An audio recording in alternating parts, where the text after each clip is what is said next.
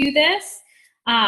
This is actually the presentation that my friend Molly and I gave at Summit a while back, but it's really going to help you with your mindset of inviting and getting objections, because part of this business is people telling you no, people making excuses, maybe people ignoring you, people saying, oh, I don't want to pay for that, or a million other things. So we're going to just talk a little bit about how you can kind of approach this and develop a mindset that stays positive instead of feeling discouraged by this. So let me share my screen.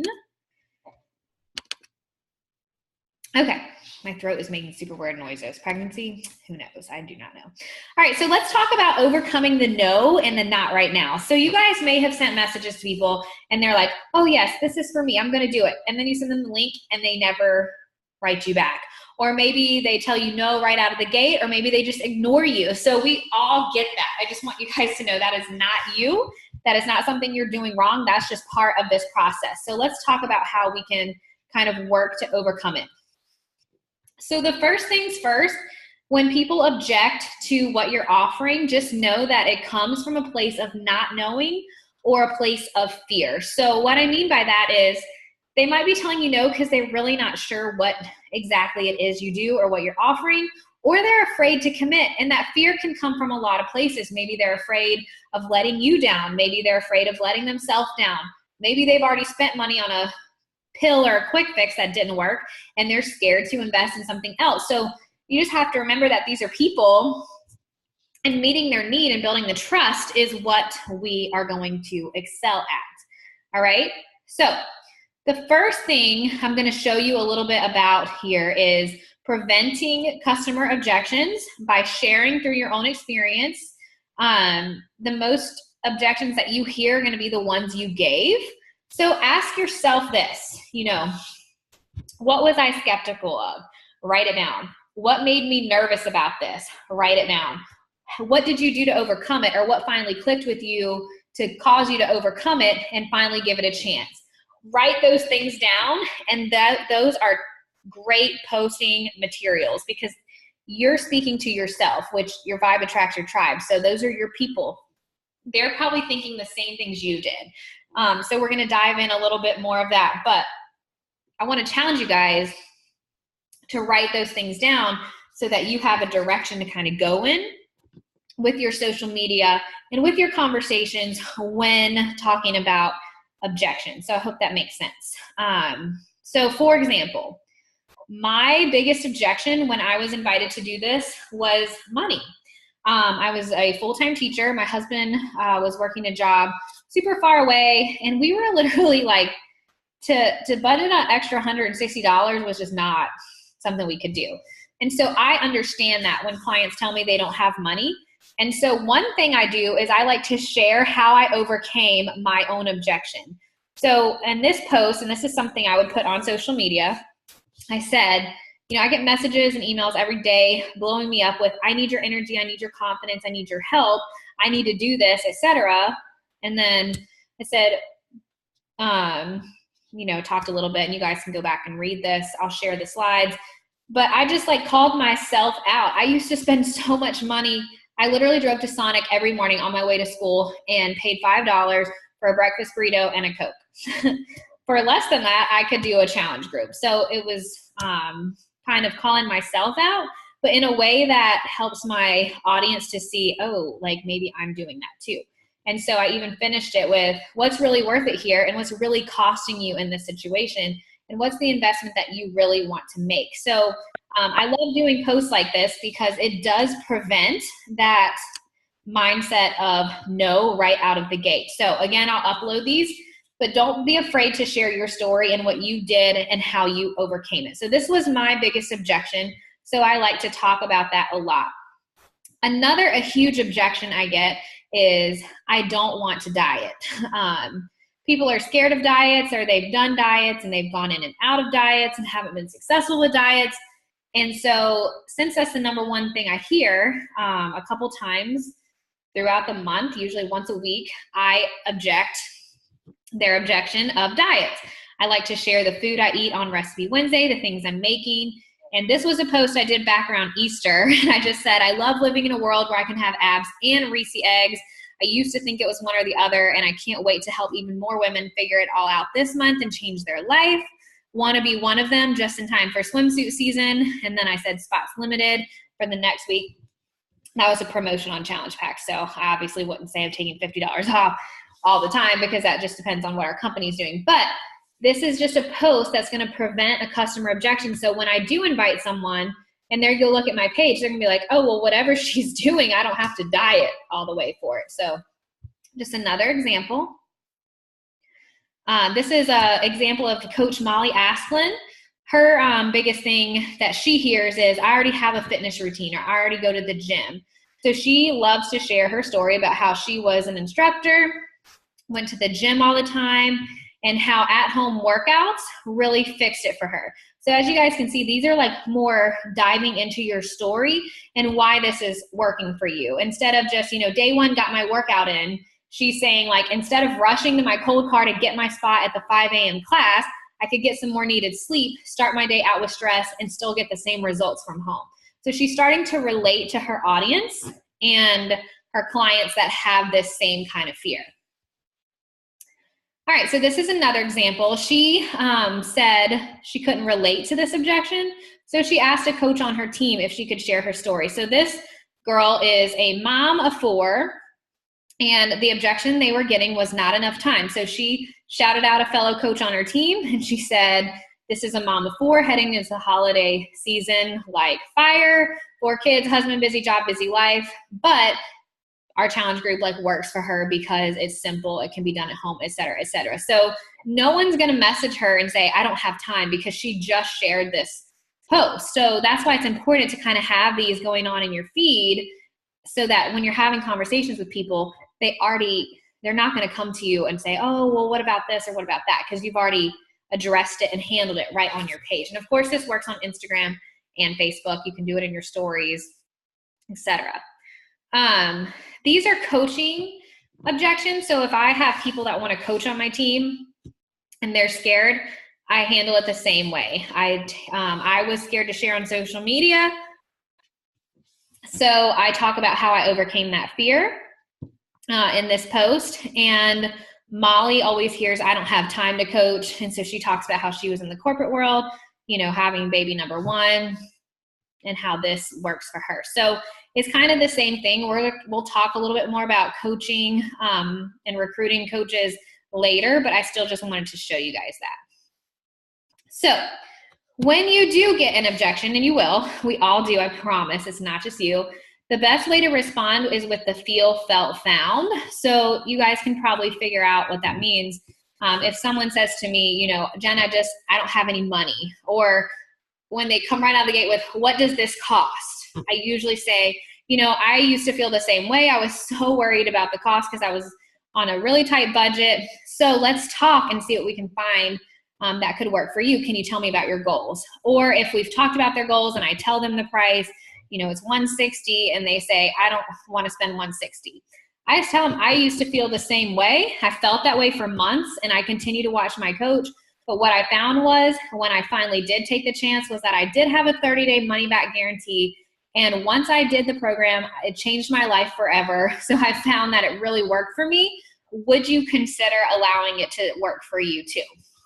So that's kind of the direction you can take in those conversations. So here's an example. If they just said, I don't have any time to coach or do a challenge group, I'm so busy.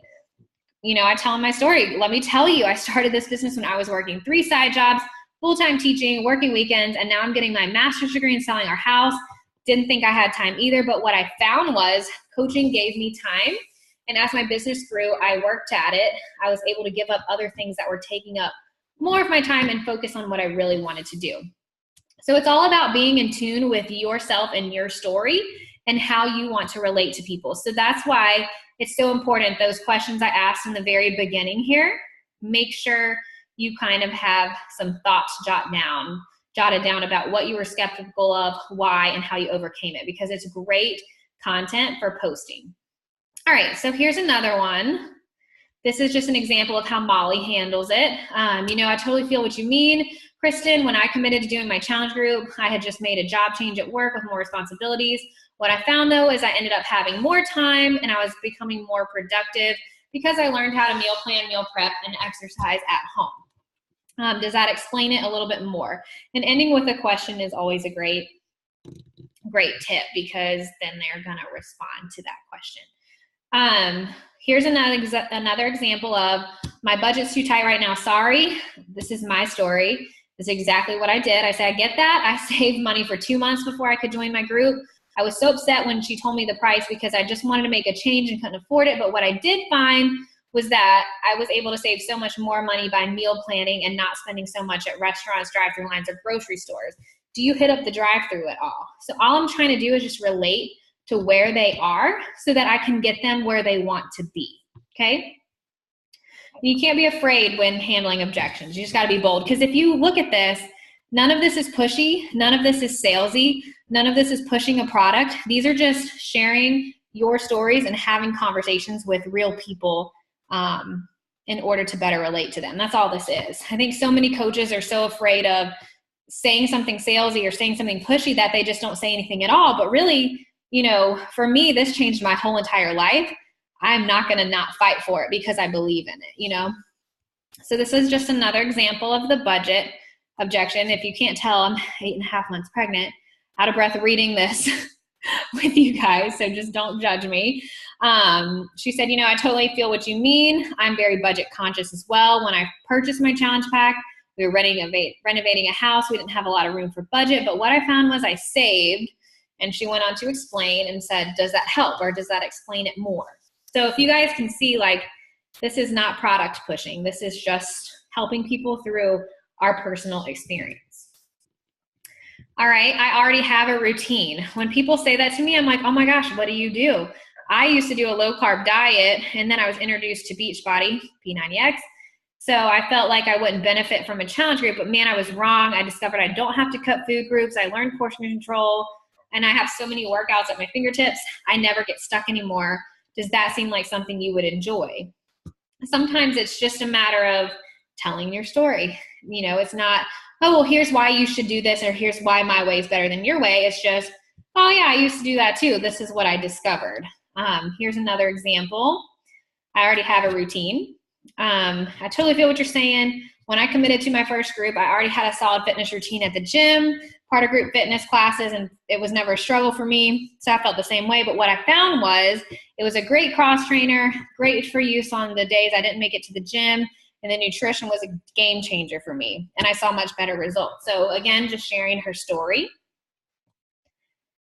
And, you know, at the end of the day, guys, you'll get objections, but you do have the tools and the experience to overcome those objections. So that's it for the slides. But to wrap up over the next couple minutes here, I just want to let you know, like, when it comes to objections and being told no, don't be discouraged. Look at it as how am I going to challenge myself to overcome this objection? Or what can I do as a coach to show them, you know, that this thinking may not be quite it. So that's all we're trying to do here. This isn't about, you know, just trying to make a sale or win them over. This is about showing them how it changed your life, and in hopes that it can change theirs the same way. And if you approach objections with that mindset of positivity instead of looking at them as this negative thing, then it's going to be a game changer for you. Because if you let every objection or no discourage you, you're going to be discouraged, and that's not fun. But this is a fun business, so turn it into something positive however you need to do that. All right, so Katie said, I don't want to pay for Shakeology, or I don't want to drink that stuff. Okay, so that's a great question. This comes from that whole, they just don't know what it is, because there's so many like crap shakes and things on the market that people don't trust. So when someone says like, do I have to do Shakeology? I always say, oh, have you tried it before? And they always say no, because I already know that. So if they say no, I'm like, well, you know, I was the same way, because guys, I did not want to shake. And I say, I really was anti-shake person, but I decided to give it a shot for 30 days. Now I haven't missed a day in 4 years. So if you trust me, I want to ask that you try it for 30 days. If you hate it, we'll get your money back. But if it changes your life the way it changed mine, it's worth it just to take a shot. And I say, like, do you trust me? And usually they do. Occasionally, you're still going to have someone who's just not going to do it, and that's fine. But I'm always like, look, it comes with this in my challenge group. This is part of my challenge group for 30 days. So just give it a shot with me, and you can always decide against it later if you change your mind. If they say, I don't want to drink that stuff or stuff like that, I always start with the, have you tried it before? And if they say, no, but I tried Herbalife or Arbonne, I'm like, oh, girl, it's totally different. And I have some objection guides on that. And I am going to share my objection document with you guys as well that has all of this in it. But I hope that helps, Katie. I usually just come right out of the gate with, oh, what did you try it before? What flavor did you try? That kind of stuff. Because usually they've never tried it. And that comes from a place of being afraid of companies taking advantage of them, because so many companies do. We are truly a light in the dark when it comes to caring about people's health and what they put into their bodies, because we are not a quick fix company. We are a do the work, eat right, nourish yourself type of company. So it's just taking the time to kind of help them see that. So I hope that helps. And I will send my objection guide right after this call. And there's a few really great ones for Shakeology objections too. But I usually just take the route of, here's what's included in my challenge group. Do you want in or not? And they usually don't bring up Shakeology because it's just part of it. And then if they do, that's the route I take. So I hope that helps. Any more questions? Did this help you guys? Do you feel better? Do you feel a little more like, oh, it's not just me? It's everyone, I promise. Every coach in the world. Sometimes, guys, I send 10 invites and I get ignored 10 times. And that's okay. Like you don't take it personal. It's like I was telling my mom today, you can't create scenarios in people's heads. Like if I invited Jamie to do my challenge group and I see that she ignored my message, I can't sit here and be like, oh my gosh, I offended her. She ignored me. Oh my gosh, she thinks I'm a horrible person. She's going to unfollow me, unfriend me, think I'm a salesperson. She may not think any of that. She may have just saw the message and her kids started crying and didn't have time to respond. So don't create negative scenarios for people when you don't really know their reasoning. So yay, calls are so helpful. All right, guys, well, I promised you 25 minutes. I'm almost there. I got 4 minutes left. If you think of anything else or you get an objection that you're like, I don't know what to say, send me a screenshot. Objections are my specialty. That's the presentation I just gave you. I literally presented to 12,000 people at Coach Summit, and we were asked to do it because it's our sweet spot. I love handling objections. I love helping my team handle objections. So if you're not sure, send that shiz over to me. I will help you respond and get those conversations back on track. So Katie said, how do I follow up to ignored messages? So usually if I give it a couple days, and then when I message them again, if I see that they've seen it, I'm like, hey, Katie, I saw that you got my message. Totally hope I didn't come across the wrong way. I just never want to miss someone who may be interested in working with me. And then I put like some cute emojis, and they almost always respond, oh my gosh, no, you didn't offend me. And then I can get the conversation back going from there. Some people might ignore me forever, and that's fine. Those aren't your people. So let them go. And just know, guys, like October is setting you up for such a big November, December, January. Those 3 months in coaching are wild, and your income is going to grow, and you're going to start crushing out goals. So just know the seed you're planting now, and even though you may get a lot of no's and ignored right now, when New Year's time comes around, they are going to be lining up at your door because you showed up, you planted the seed, and you were consistent, and it always, always pays off. So I hope that helps. All right, guys. Well, I am going to stop our recording. I'll get this posted for you. I'll get these slides uploaded for you, and I'm making a note right now to upload the objection guide for you too. And again, if you need any help with this, you guys can text me any time of day. Send me a screenshot. I'll help you with your responses. Perfect. All right, guys. Talk to you later. Thanks for hopping on. I appreciate it as always. Bye, y'all.